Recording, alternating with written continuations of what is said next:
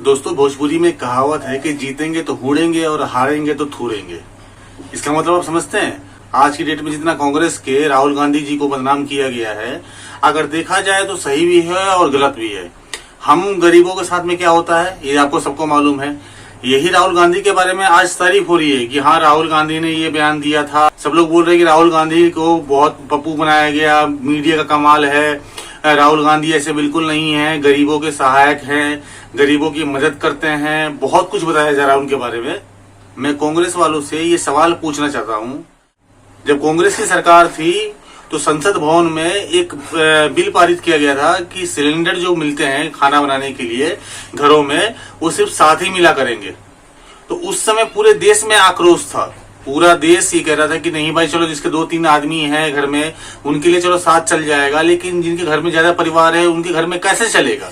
सब लोग, देश हल्ला कर रहा था, लोग सड़कों पे उतर आ रहे थे, बहुत दिक्कतें हो रही थी, संसद भवन में बहुत हल्ला भी हो रहा था। लेकिन उस समय कांग्रेस के राहुल गांधी को कोई फर्क नहीं पड़ रहा था। राहुल गांधी को कोई मतलब ही नहीं था इस चीज से, वो आराम से अपनी कुर्सी पे सोए हुए थे। उस दिन जब मैं इनका वीडियो देखा था, दोस्तों मैं हकीकत बता रहा हूँ, मुझे इतना दुख लगा था कि बताओ यार, ये सोने का चम्मच लेके पैदा हुए हैं, इनको क्या मालूम गरीबी क्या होती है।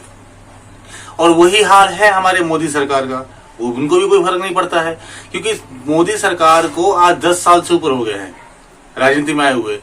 वो एक काम कर रहे हैं तो दूसरा काम नुकसान कर दे रहे हैं। गरीबों को क्या फायदा हो रहा है, कोई सोच ही नहीं पा रहा है इस चीज के बारे में। तो वही हाल है दोस्तों कि जीतेंगे तो हूरेंगे और हारेंगे तो थूरेंगे। उस समय कांग्रेस, जब राहुल गांधी सो रहे थे संसद भवन में, तो बीजेपी वाले क्या बोल रहे थे कि गरीबों के लिए सुनते नहीं है, कांग्रेस पार्टी गरीबों की है नहीं, गरीबों की पार्टी तो बीजेपी वाले हैं।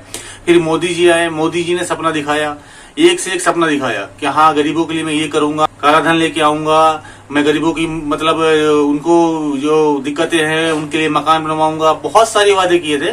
लेकिन दोस्तों हकीकत बताऊं ना, गरीबों की आज की डेट में जितनी बुरी दशा है ना, उतनी अमीरों की नहीं है।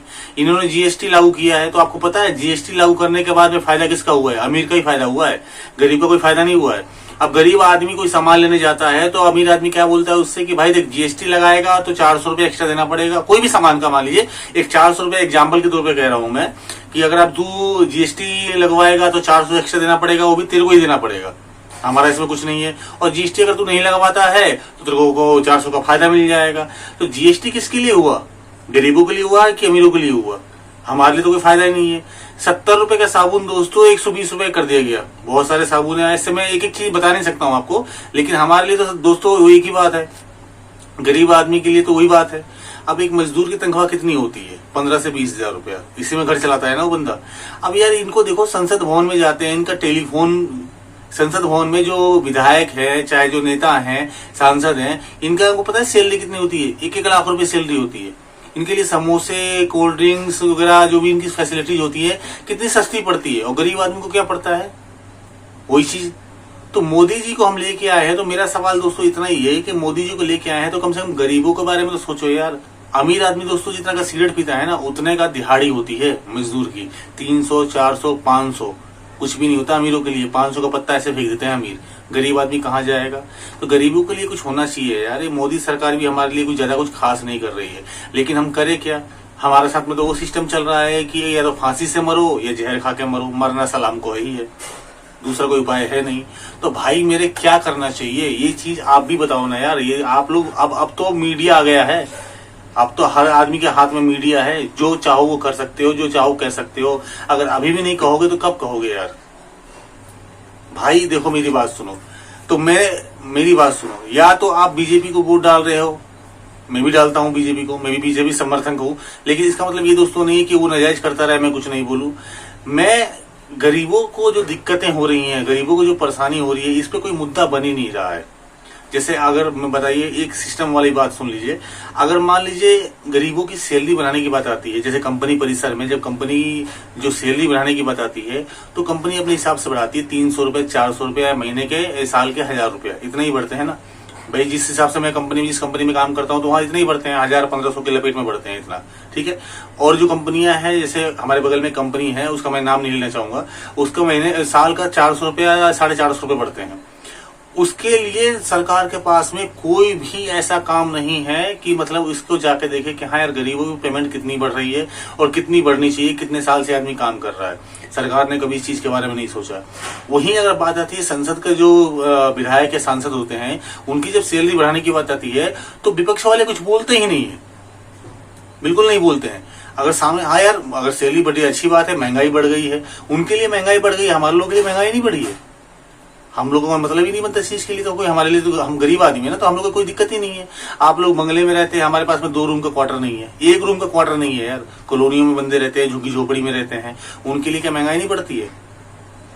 मेरा दोस्तों एक ही आप लोगों से कहना है, अगर आप मेरी बात से सहमत हैं तो एक काम जरूर कीजिएगा। अगर आपको लगता है कि बीजेपी गलत है या कांग्रेस गलत है तो इन दोनों को वोट मत दीजिए। एक बटन उसके नीचे आता है नोटा का, नोटा बटन आप देखिए, कभी वोट डालने जाइएगा तो नोटा बटन आता है, तो उस पर आप क्लिक कीजिए। जितना ज्यादा नोटा पे बटन पे क्लिक होगा ना तो इनको समझ में आएगा कि नहीं हम गलत कर रहे हैं। अगर आप एक दूसरी पार्टी को जिताएंगे, देखो जीतना तो उनको है ही है, अगर आप वोट डालते हो या नहीं डालते हो, अगर मतलब पूरे में से एक आदमी भी चला गया किसी पक्ष में वोट डाल दिया तो उसका तो वोट है ही है, वो तो जीत ही जाएगा।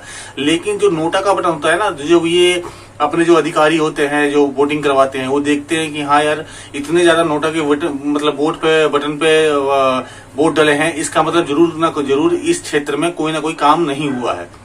तो इससे उनको समझ में आता है, वो जो है अधिकारी वो राष्ट्रपति के पास लेके जाएंगे या फिर उसका कुछ अलग नियम होते हैं, मैं इस वीडियो में आपको नहीं बता सकता हूं। तो ये सब चीज आप करो, कम से कम नोटा का बटन जरूर दबाओ। और जहां भी अन्याय होता है, जैसे मान लीजिए कोई भी चीज की दिक्कत, जैसे कोई मोबाइल का रेट बढ़ गया या कोई चीज ऐसा भी चीज है, जैसे रोड टूटा हुआ है, जो रोड डला है तुरंत खराब हो गया, आपके पास मोबाइल है तो वीडियो बनाओ और वीडियो बना के आप सोशल मीडिया पर डालो। एक ना एक दिन दोस्तों हमारा जो ये काम है ना जरूर सफल होगा, और एक ना एक दिन एक बंदा ऐसा आएगा कि सबको सीधा कर देगा। दोस्तों कितनी मजबूरी से गरीब इंसान अपना गुजारा चलाता है उसी को मालूम है, लेकिन ये अमीर आदमी समझते नहीं है, नेता विधायक नहीं समझते यार। अगर यार ये लोग जीत के जाते हैं, ये भूल जाते हैं कि हम लोगों की वजह से यार ये लोग यहाँ पहुंचे हैं।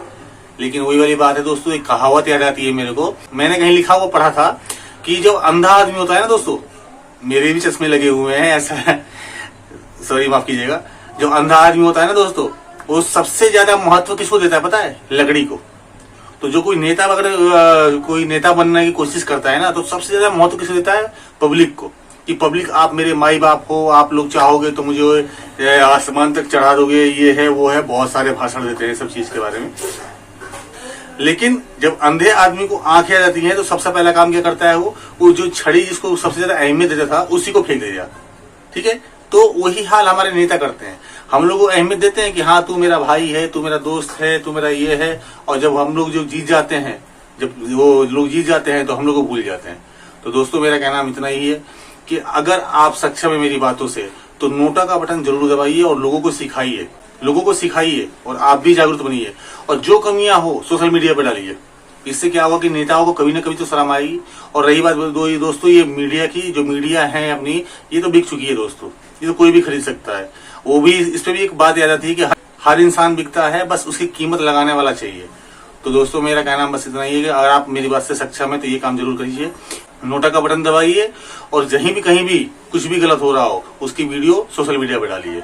अगर मेरी बात पसंद आए दोस्तों तो चैनल को सब्सक्राइब कर दीजिएगा, वीडियो को लाइक कर दीजिएगा और कमेंट जरूर कीजिएगा दोस्तों।